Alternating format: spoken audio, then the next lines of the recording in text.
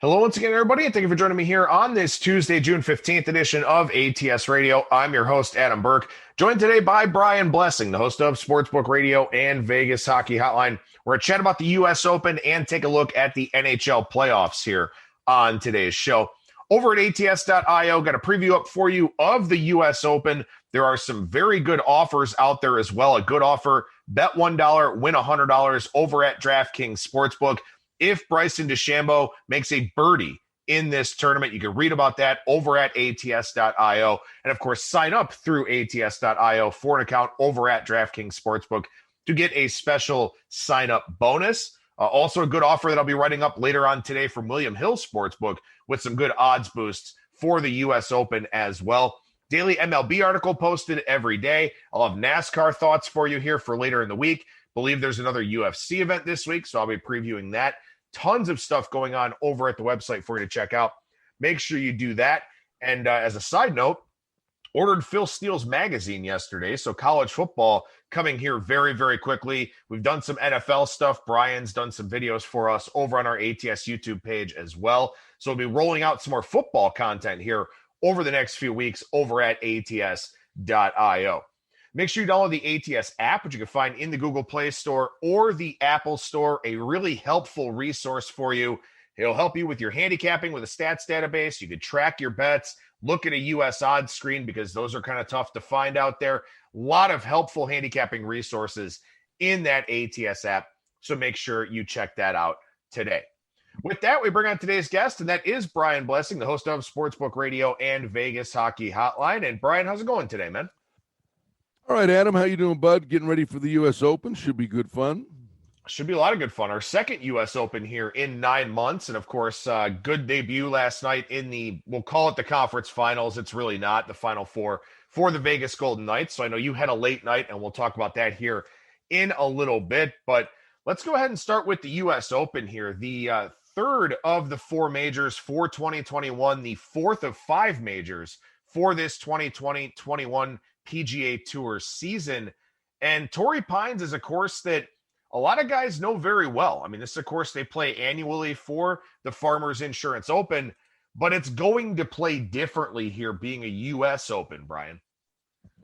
Yeah, it certainly is. Although it's kind of a mixed bag. It's not across the board where the rough has the elevated rough.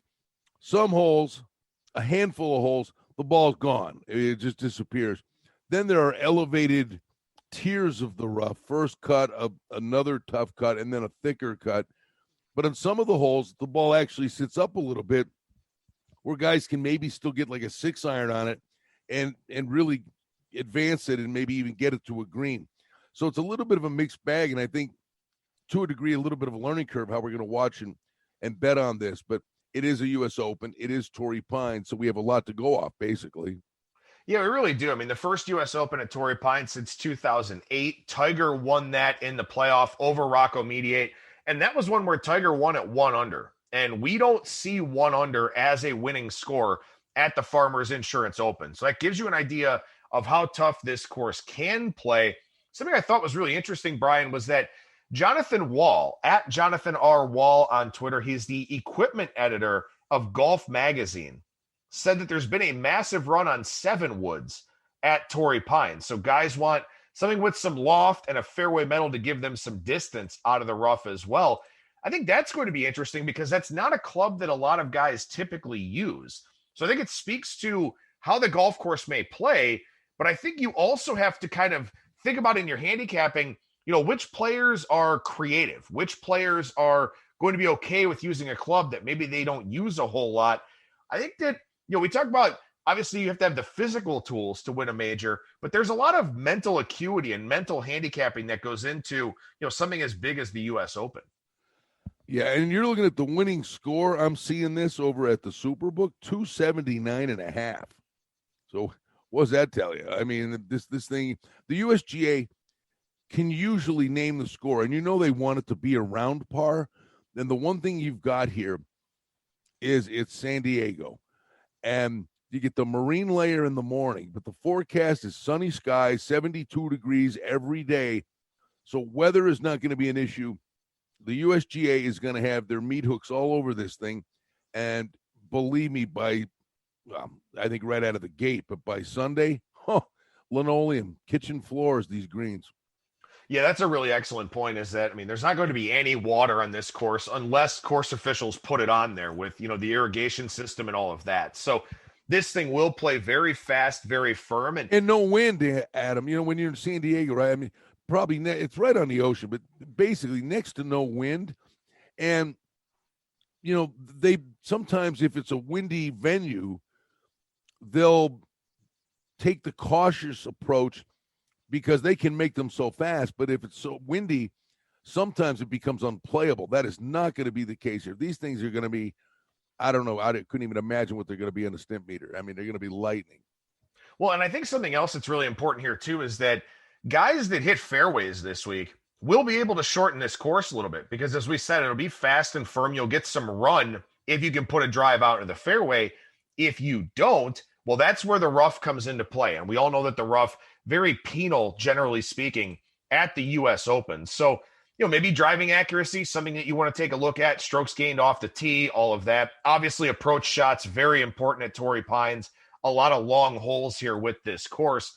Jon Rahm, the favorite in that 10.5, 11-1 range. Rahm would have won the Memorial, popped a positive COVID test, had to leave. Seems like he's fine. He's out of the mandated 10-day isolation period today.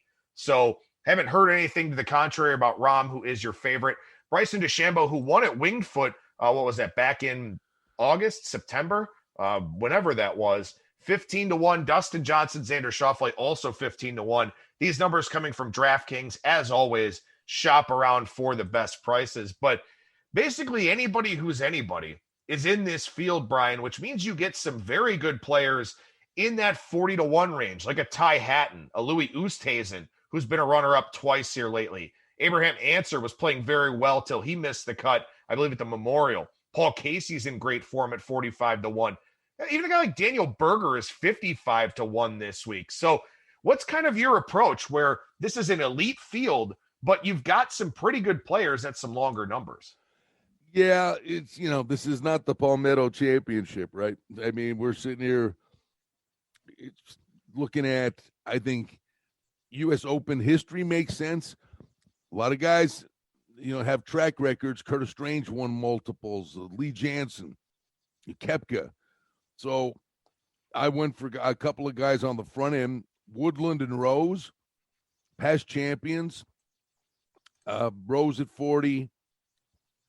And Woodland, his form has gotten a little better. He was pretty prominent in the PGA Championship. 65-1, I think, is a pretty good price on Gary Woodland.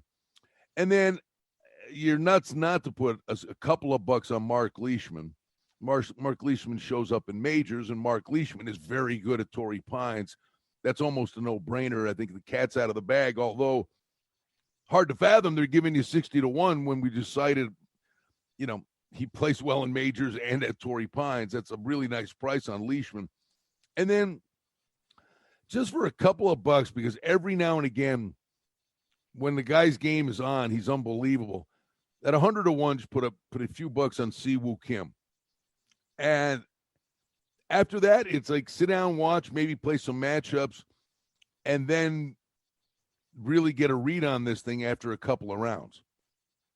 Yeah, you mentioned Justin Rose, won here in 2019. That was, of course, the Farmers Insurance Open, not the U.S. Open, but Justin Rose won the U.S. Open back in 2013. That was at Marion Golf Club out in Pennsylvania. Gary Woodland, as you said, a guy that plays well in majors. Mark Leishman, another guy that plays well, especially at Torrey Pines here, where Leishman won the Farmers in 2020, two-time runner-up, couple other top 10 finishes. Ryan Palmer is a guy that plays well here if you're looking for kind of a longer shot on the board with a big price. He's in the 160-1 range. Shop around, as always, for the best prices here. But I have to say this, Brian. I keep looking at this board, and I know the price is short, but I have to take Colin Morikawa this week. He's in that 25-1 range. Best iron player on the planet. Hits a bunch of fairways, which is really good here at Torrey Pines because you're going to get a lot of guys that wind up in the rough, maybe have to take that lofted metal that we talked about already, maybe decide to lay up, something like that. if Morikawa is putting drives in the fairways, he has the chance to attack these flags.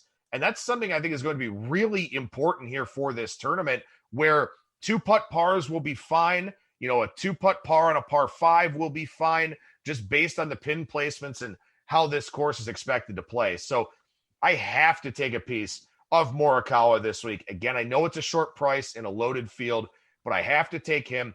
And one other guy that I looked at here, and I'm seeing 75-1 at DraftKings, and there are probably some better prices out there even. Corey Connors is a guy that is a tremendous ball striker. And he's not in great form recently, but he's been pretty good overall. 10th in driving accuracy, 12th in strokes gained tee to green. The putting has been the question for him, but he's been average or better for the most part this season. I think as a ball striker, Connors at 75-1 is worth a look as well. You listen, I'm going through this. You're talking. I'm looking at other guys and everything you said. The only thing I worry about with Morikawa is the putting. When he's now with his claw grip, the putting gets at times a little sketchy. And if we're talking how fast these greens are going to be, but you're right. I mean, the price is low. In the same vein, Xander Schauffele's from that neck of the woods. You can take a look at it. I mean, we haven't even mentioned Koepka at 18-1 after the PGA Championship. And we know this guy's mindset and the way he plays in majors. DeChambeau, I don't know. He hits it a million miles, and maybe he can gouge it out of the rough. And he's a factor. We can go so deep. We haven't mentioned Justin Thomas. Can he hit the fairways enough? You're right. I agree with you. Casey's a good driver of the golf ball. We can make a case for a lot of guys. Brian Harmon is having a good year at 125-1. You can only play so many on the front end before you're betting against yourself. And Louis Oosthuizen in majors. Matsuyama wins the Masters. It's an incredible, field on an incredible venue and how they set the course up. And I really do believe seeing the setup and how guys are dealing with it early on is still going to give us some really good price plays heading into the weekend. One more I'm taking a peek at going, geez, how did I leave this guy off? Webb Simpson, 55-1. I mean, there's a guy can putt, and he's a former U.S. Open winner. So that was kind of my starting point. It was former U.S. Open winners, Leishman at Torrey Pines, and guys who can, you got to hit the fairway and you got to be able to roll the rock. It's a pretty challenging.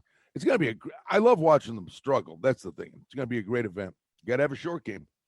Yeah, absolutely. Webb Simpson winning at the Olympic Club back in 2012 out in San Francisco. So he's won a U.S. Open out in California here already.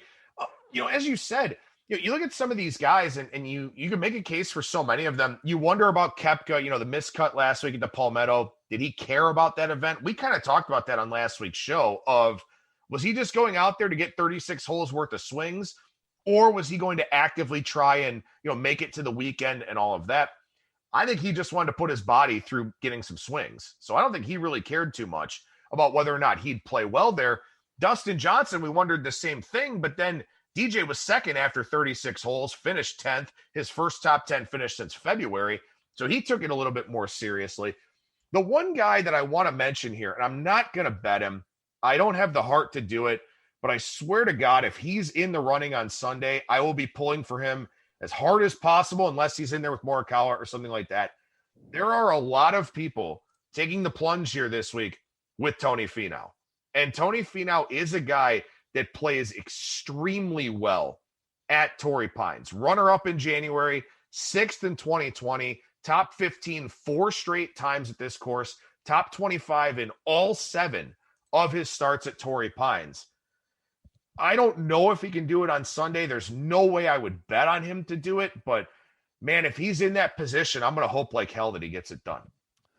Yeah, and without trying to be mean or sound like a punk, if he's in there on Sunday, they should hang a number over under 3.5 missed putts inside 8 feet. That's what he does on Sundays. Yeah. No, you're right. And that's what we talked about. That's what I talked about earlier. It's as much physical and as much about the tools and the skill set as it is mental, especially when you get the Carnage Day on Saturday And then if you're staring down, the lead or the title on Sunday, I mean, that mental side is so challenging. No, this thing's a grind. But the thing that's always nuts, and I wonder, though, most majors, they thin the herd, and you get down to, 3, 4 contenders. If par or one over par, if this is what they're looking at, might you have an opportunity for someone who's, 4 or 5 back to go post a score? And then by late afternoon, those greens get crusty, and guys unravel and implode. Remember, like Jeff Ogilvy was in the clubhouse when he won it. So just seeing how the course itself's got it, because we know Torrey Pines, but it's not the Torrey Pines we're accustomed to. And believe me, we all remember Tiger Woods and Rocco Mediate. But honestly, I don't remember that much about how the course played. It's almost like it's a reboot for me. Yeah, no, that's completely fair. And again, much to your chagrin, I hate to do this to you by mentioning it on the show, but for those that are not in the state of Nevada, where you do have legal sports betting, or whatever other channels you may use, top 20, top 10, top 30, all the group matchup stuff that's out there, props to make or miss the cut, stuff like that. All kinds of different ways to attack this tournament here, where Brian and I have thrown out a lot of different names to be sure, but there are some guys where you might want to play them in matchups. Maybe you don't like Tony Finau to win, but you think he'll play better than Patrick Cantlay. Or, maybe you've got a feeling on Abraham Ancer and Will Zalatoris, which is a really interesting matchup listed over at DraftKings. Paul Casey and Matthew Fitzpatrick. A lot of different matchup opportunities out there as well that, yeah, it's hard to pick the winner of this tournament with 156 players or whatever, and basically all the best in the world. But you can still find matchups, group matchups, other props, other ways of making money this weekend. Well, and again, like from the odds maker's point of view, trying to figure this thing out, Mickelson, who's going for the career Grand Slam, wins the PGA. We know this would be a focus for him. He had got an exemption into this, and then he wins the PGA, so he gets 5 more tries at it at the U.S. Open. But he's getting a try at it, of course. He's always, he's had great moments at. Mickelson is minus a dime either way to make the cut. Yeah. Does he make the cut? What do you think? It's a coin flip. A lot of guys, when they win a major, right, it's like the air's out of the balloon and the season's a success, and sometimes they disappear. I don't think that's the case with Mickelson, because this is the one he really wants more than any. What is it? I should know. Is it 6 runner-up finishes? I believe it is. He's got quite a few. I know that. His first runner-up, 1999. I mean, this dude's been good for a long time. What an amazing career. Well, all right, if Tiger Woods wasn't around, Phil Mickelson's Tiger Woods.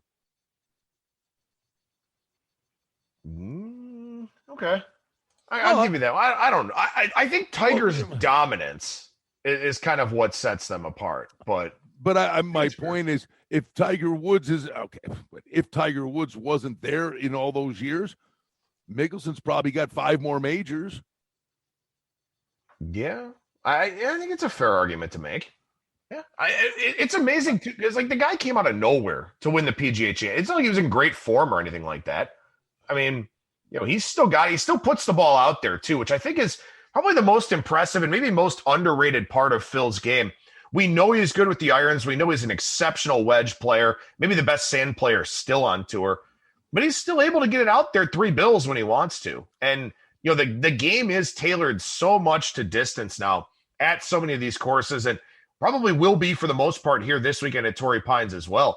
I think the fact that Phil has not only hung around and been effective, but also is able to drive the golf ball the way that he is, at least from a distance standpoint, I think that's probably the most impressive attribute to me. Hey, listen, that PGA Championship thing, it's a great story, and, but then you get on Sunday, but then to actually hang in there and the sand shot, and then there's that sense of belief, and he got jump-started again. and the back class kicked in. So it was a remarkable story. It wasn't Tom Watson at the British Open, but it wasn't real far from it. You know, it's like, can he really do this? But we've seen guys we've seen Kenny Perry at the Masters. We've seen old guys hang in there, but they can't kick the door down. Old guy, 50. But anyway, he'll be fun to watch, man. I'd hope it'd be an incredible weekend if he was somewhere near the leaderboard. So real quickly, I want to ask you about this because, first of all, I want to give you props. You had Garrick Higo on the show last week. That was a nice call for you down at the Palmetto. But I'm seeing Higo here plus 105 to miss the cut at the U.S. Open. And I think this is interesting because we weren't sure how Congaree was going to play last week. It played relatively tough. It was a pretty good challenge for the players. But, Garrick Higo winning a couple tournaments on the European Tour, usually those setups are a little bit more generous. The fields are clearly nowhere near as strong as most PGA Tour events, let alone a major. Would you take a chance on him to miss the cut this week? I'd stay away. I would just say this. The guy's on a flat-out roll. He wins the 2 European Tour events.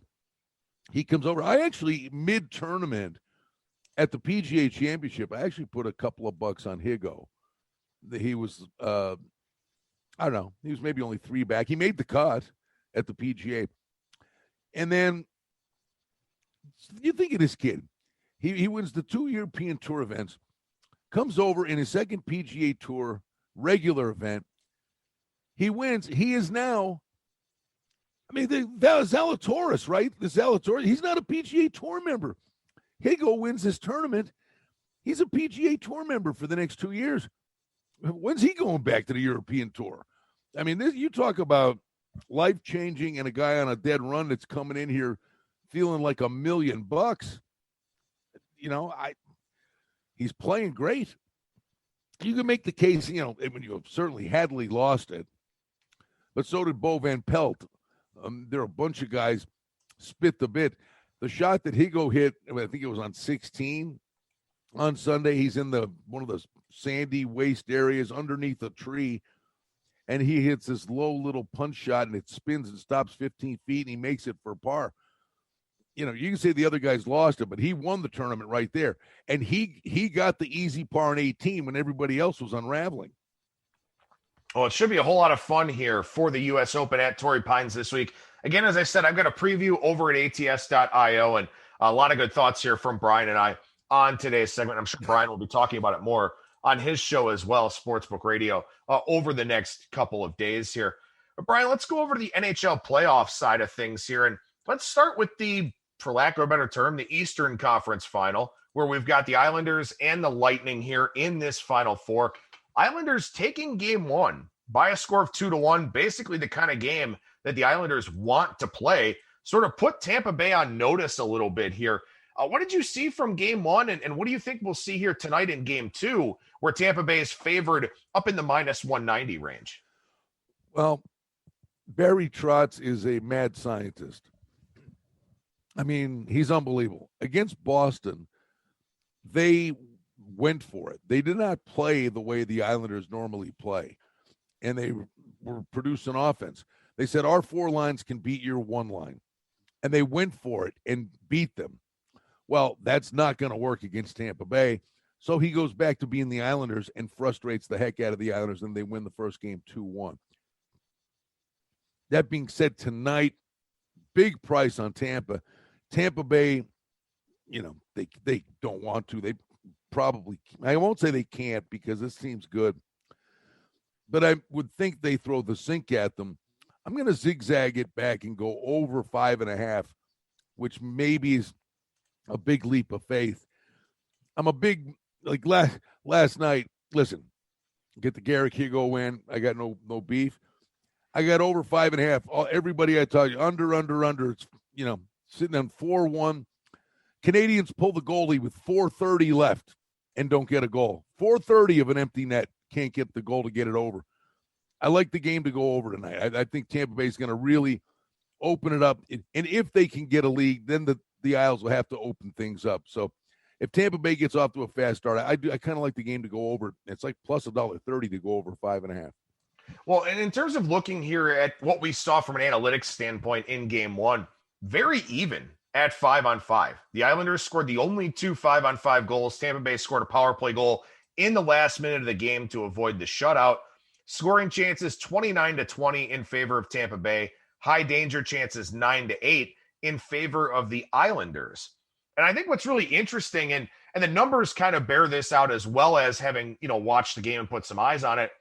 The biggest thing about Tampa Bay, and the thing that I've always been impressed with, and I went a few years ago to a couple of Tampa Bay and Columbus Blue Jackets games, not in the playoff series, but I love sitting high up for hockey games because you can watch everything develop. You can kind of watch everything across all three zones and all of that.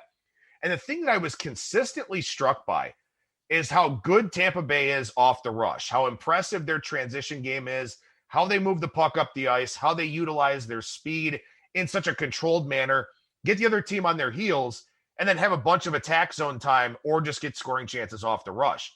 The Islanders didn't allow them to do any of that in game one. So from a Tampa Bay standpoint, what do you try to do to open up the game here? Do you go with some more high-risk stretch passes and sort of try to get behind the defenseman, kind of create that 2-on-1 on one side of the ice, something like that? Do you try to attack with more speed? Do you play all north-south instead of a little bit of east-west? I'm really curious to see how the Lightning actually adjust here to what the Islanders want to do to ugly up the game, to slow the game down, because New York had great success with it in game one. Well, I mean, all these teams are versatile enough and have the skilled players that can do it. And at this point, it's about will and determination. The fancy stuff will come if you're playing with the lead. So, I mean, I think the adjustment is pretty simple. We watched Colorado in the middle of the series. It took them 2.5 games to do it. I go, why won't they change? They finally did, and they should have won game 5 and had a big shot in game 6. But you got to dump it in. Get to the red line and dump it in. Go get it. Ugly the game up. Maybe get a couple of penalties. Get a power play goal, and then you open the Islanders up if you can get ahead of them. So don't be trying to go coast to coast and turn the puck over, and the Islanders get a goal, and then they shut it down. You've got to dump the puck in. Keep it simple. Stay out of the box. Dump the puck in until you get the lead, and then the opportunities will come. Tampa Bay minus 165 here in the first period, plus 150 on the minus half a goal. So essentially the first period puck line. Sounds like you think that maybe Tampa Bay is going to put forth a really concerted effort to play from in front in this game. I mean, as I said, they didn't score a goal until the final minute of game one. So you think maybe the minus $1.65 for the first period, or maybe that little minus half a goal puck line worth a look? The minus half a goal I would do. Yeah, I in hockey, to me, I'm just adverse to, laying juice, and it's certainly not $1.65. But like I said, I think a little flyer on the plus price on the over. I like that minus a half in the first period. What was that? That was plus $1.50. Yeah. Oh, I like that. So let me ask you this here. And I'm a big fan for the Islanders. I mean, honestly, we're betting.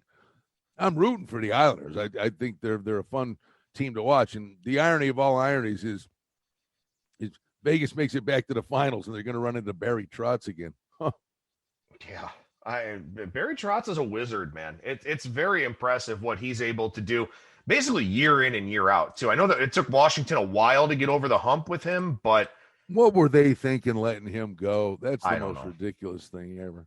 I don't know, but their loss, certainly the Islanders' gain here. I do want to ask you about this real quickly. It has no bearing on the series, and it kind of is what it is, but Carolina, very upset, very vocal after the series, basically saying, look, I mean, we played a team that was $18 million over the salary cap. And obviously there's no salary cap in the playoffs. Players aren't paid for the playoffs. They just kind of get their share for advancing or whatever else. But what do you think about that? I mean, is that something that changes here, kind of the playoff cap circumvention that we saw from Tampa Bay this season? Yeah, at some point. But Carolina, shut up. I mean, you knew it on the front end, then you're going to whine about it on the back end, please. But Vegas did the same thing. But Vegas, and not to that degree, Vegas played it. Actually, that approach to a degree, you can say cost Vegas the President's Trophy, which doesn't mean a whole hell of a lot of some bucks to the players. The game that decided the President's Trophy, they played Colorado. They were 3 men short because of the cap. But now the playoffs hit, and they got all these guys. Vegas is getting healthy. Vegas is the healthiest they've ever been. Usually you get worn down and beat up. These guys are getting guys back and fresh as a daisy. So, yeah, at some point I think the league has to look at it. I don't know if after a certain point, if a guy's on LTIR, I don't know, say you can't, I don't know if you eliminate him for the playoffs, but there's an X amount of time or games that he couldn't play in the playoffs. I don't know how they do it, but it's going to be an issue because the cap's going nowhere.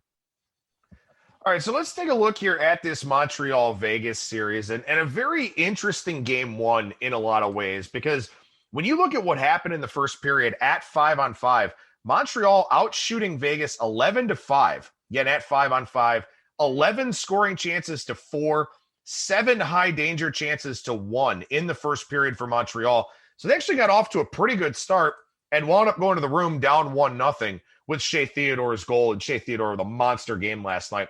The other 2 periods, Vegas holds a 9-1 edge in high danger chances, 15-3 in scoring chances at 5-on-5. It's almost like Vegas took Montreal's best in the first period. Somehow it still wasn't good enough, and then Vegas coasts to the 4-1 win. Montreal came out of the gate. They had some jump to their game, had some really good opportunities. Vegas started to wear them down a little bit. But, I mean, Montreal's got some big boys, too. Anderson was flying around, Gallagher. I don't want to overreact to game one. And it was hard for me. I said Vegas in 5. And, I mean, I believed in Montreal against Toronto. I mean, before the series, everybody thought Toronto was going to walk over them. I said, this is going deep. I thought it was going to go 7. I thought Toronto would win. But Montreal, good for them, and they're here. It's only a game. They were off for a while. And, the one thing about it, you went to the third period. It was a 2-goal lead. Price had kept them in it. And if Montreal would have got a goal early in the third period, all of a sudden it's a game. I just think Vegas, their depth, and this was what we had said before the game yesterday, it happened. But Vegas has gotten this far, and Shea Theodore he's not been bad. He's been good defensively, and he's, getting some assists and everything, but nothing much from the goal-scoring thing. If Theodore starts jumping in the play the way he did in the bubble last year when he was their best player, and Petrangelo's really playing good now, if Theodore goes off here a little bit, I mean, look out, because Vegas, if you can generate offense from the blue line, the Carlson, Marchessault, Smith line's been really good. Stone and Pacioretty are ever dangerous. But it's the offense from the blue line. And last night, Holden, Martinez, and Theodore, Vegas' defense activating and getting goals from the blue line. That's a big deal for Vegas. Yeah, it absolutely is. I mean, Montreal, 8 shots on goal in the final 2 periods at 5-on-5. That's clearly not going to get it done. And one of the other things I saw on Twitter here today, and I can't remember who tweeted it, but Vegas's defenseman in this game had 18 shots on goal. Not a single shot on goal recorded for Montreal's defense. So Vegas just, a lot of attack zone time for them in the last 2 periods of the game. As you mentioned, the defenseman getting a lot more involved. Fleury was good when he had to be. Price played well enough, but just, constantly under pressure, constantly, in the crouch, in the butterfly, just a lot of things happening around him. The question is here, Brian, how do things go any differently in game 2 here, where, Vegas, a $2.50 favorite, so minus 250. Total for this game sitting 5 with the under juiced pretty heavily. Montreal gave Vegas probably maybe their best period of the series in the first period. Didn't score, lost the game 4-1. Vegas kind of woke up a little bit after that. I mean, I don't know how game 2 goes any differently. Well, there's one big thing, and it's kind of similar to what we said about the Islanders. I do think the Canadiens are kind of a poor man's version of the Islanders, and that is, might the game have been different had Montreal scored one of those goals early? So, and basically the entire playoffs, Montreal's been playing with the lead. So How does the game change? Montreal gets the first goal. That's how the game changes. And is that possible out of the gate? Sure. I mean, I'm not going to overreact to the one game. Montreal off for a little while. Hey, by the way, that's the first game these guys played in front of a full arena. Yeah. They're like, oh my God, listen to this. And they weren't intimidated by it at all. I didn't think Montreal played that poorly. One thing that Montreal was missing, and we'll see if he's able to come back in game 2 here on Thursday night, Jeff Petrie didn't play for Montreal, and he's a big part of what they do, both offensively and defensively, but especially there in the defensive zone. And as I said, a lot of attack zone time for Vegas, the cycle, the defensive shots on goal, all that kind of thing. That's something that, maybe Petrie can kind of change a little bit. We'll see if he's able to come back here in game 2. Brian Blessing, the host of Sportsbook Radio and Vegas Hockey Hotline. A lot of good thoughts on today's show as always. And you have a lot of good thoughts on your shows as well. Oh, it's a crazy week, but this is going to be fun. I know you're going to join us as you always do. We love having you on the show. It's Sportsbook Radio, 2 to 4 Eastern, Sirius 204 Sports Grid Radio Network. And then Vegas Hockey Hotline. Great hockey guest. We had John Forsland who called the game last night. He was on with us yesterday. We're going to be bouncing around the league with great guests.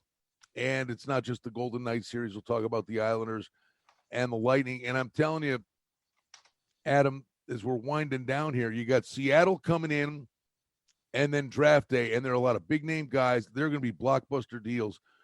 This offseason is going to be short and really active in hockey. Yeah, it should be a lot of fun, and it'll be a lot of fun to join you on Thursday once again this week there on Sportsbook Radio. Brian Blessing, make sure you follow him on Twitter at Brian Blessing. Always a treat to chat with you, man. Thank you so much for joining me. I'll talk to you later in the week, and our listeners will hear from you again next week. Adam, you're the best, bud. Have a good day. There you go. There's Brian Blessing again at Brian Blessing on Twitter, Sportsbook Radio, Vegas Hockey Hotline on the Sports Grid Radio Network. Coming up on Thursday, new edition of the Bettor's Box. Plenty to talk about. MLB allegedly, officially cracking down on substances. I'll talk about that and all sorts of other happenings around the Major League Baseball world.